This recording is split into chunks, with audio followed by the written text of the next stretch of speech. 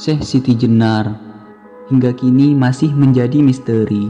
Siapa sosok sebenarnya Syekh Siti Jenar? Dalam beberapa literatur disebutkan bahwa Syekh Siti Jenar memiliki nama asli Raden Abdul Jalil.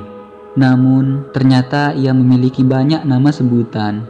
Setidaknya ada 16 nama yang disandangnya. Nama-nama tersebut antara lain San Ali, Syekh Abdul Jalil, Syekh Lemah Abang, Hasan Ali, bahkan dia juga dikenal dengan nama Sunan Jepara, Siti Brit, Syekh Lemah Bang, dan Syekh Siti Jenar.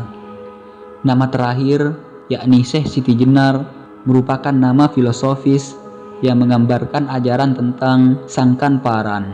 Dalam Sangkan Paran, manusia secara biologis hanya diciptakan dari tanah merah, dan selebihnya adalah zat Allah Subhanahu wa Ta'ala.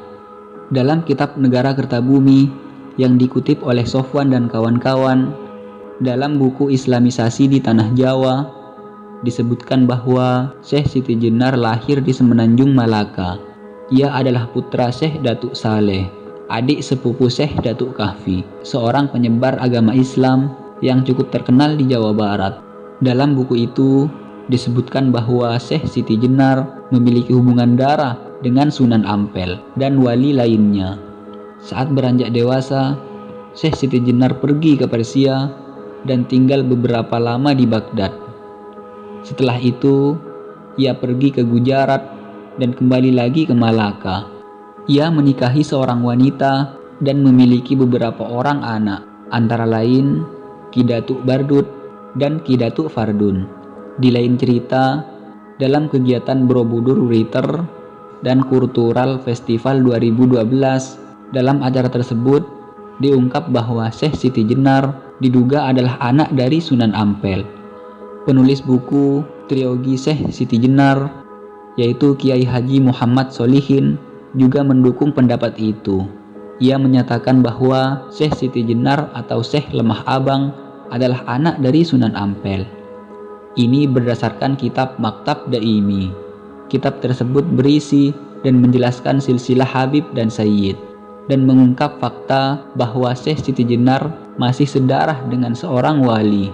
Syekh Siti Jenar hidup pada abad ke-16 Masehi, 1348 sampai 1439 Hijriah, atau 1426 sampai 1517 Masehi.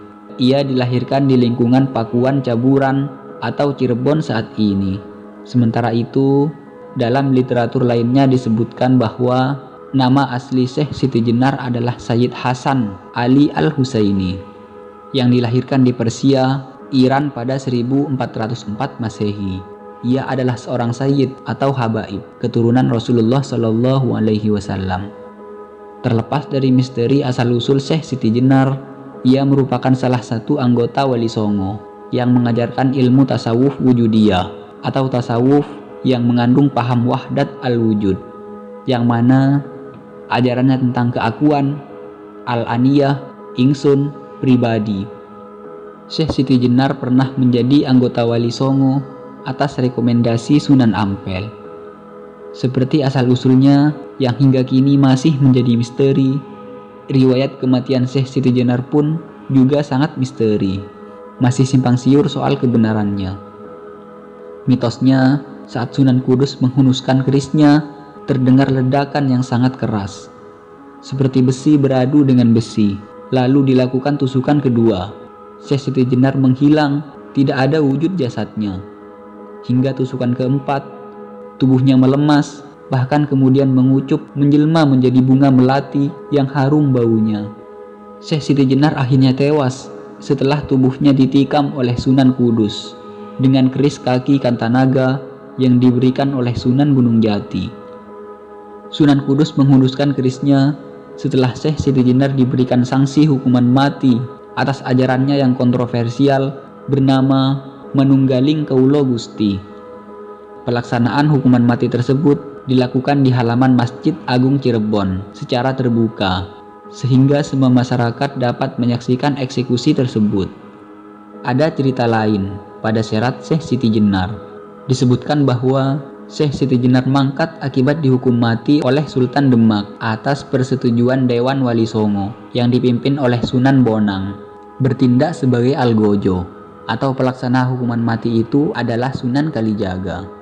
Eksekusi langsung di alun-alun Kesultanan Demak.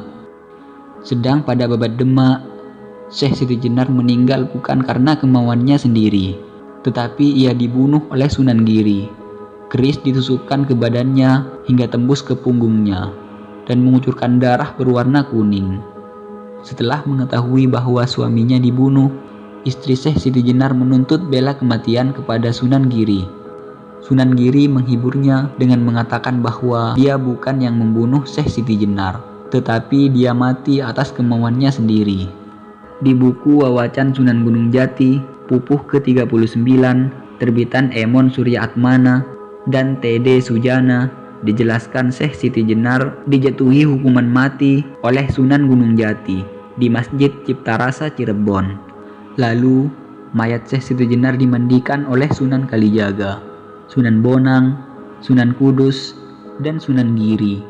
Jasadnya kemudian dimakamkan di Geraksan yang kemudian disebut sebagai Pasarian Kemlaten. Asal-usul Syekh Siti Jenar hingga kini masih menjadi kontroversi. Meski demikian, Syekh Siti Jenar merupakan sosok fenomenal dalam sejarah kesilaman Indonesia, hingga banyak yang memperdebatkan hingga saat ini.